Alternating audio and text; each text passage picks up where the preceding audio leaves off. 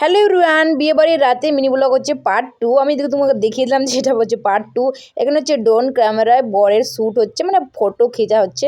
তোমাদেরকে তো আগের ভিডিওতে দেখিয়ে দিয়েছিলাম যে বর চলে এসেছে, এবার হবে কনের এন্ট্রি। ভাই কনেকে ভীষণই মিষ্টি লাগছে, আর কনের ভাই দিয়ে চারদিকে আর কি ধরে নিয়ে ওকে নিয়ে যাচ্ছে। ভীষণই সুন্দর একটা মুহূর্ত, যত ক্যাপচার করে রাখবে তত আর কি ভালো।